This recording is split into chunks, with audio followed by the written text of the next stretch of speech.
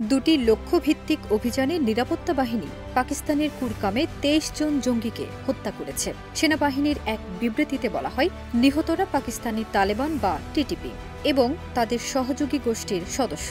তাদের দাবি, এদের পেছনে ভারতের সমর্থন রয়েছে। এলএমই সার্টিফাইড বিশ্বসেরা কপারে তৈরি ওয়ালটন কেবলস, যা আপনার স্থাপনাকে রাখবে সব সময় নিরাপদ। কুরকাম জেলা আফগান সীমান্তের কাছে অবস্থিত এবং এটি দীর্ঘদিন ধরে সীমান্ত পারের জঙ্গি কার্যক্রমের জন্য পরিচিত।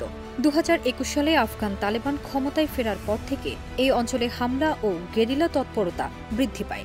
নিরাপত্তা বাহিনী জানিয়েছে, নিহতদেরকে তারা খাওয়ারিজ বা বিদেশি পৃষ্ঠপোষকতা প্রাপ্ত সক্রিয় জঙ্গি হিসেবে আখ্যায়িত করেছে।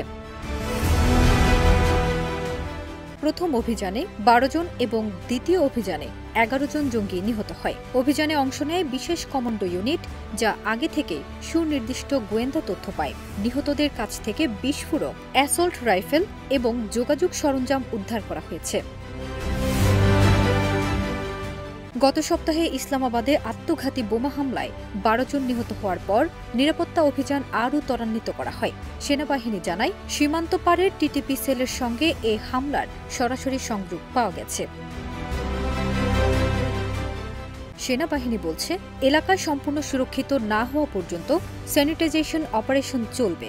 পাকিস্তান বিদেশি পৃষ্ঠপোষকতা প্রাপ্ত সন্ত্রাসবাদ নির্মূল এবং সীমান্ত নিরাপত্তা নিশ্চিত করতে দৃঢ় অবস্থানে থাকবে। ফারজানা নিকিতা, দেশ রূপান্তর।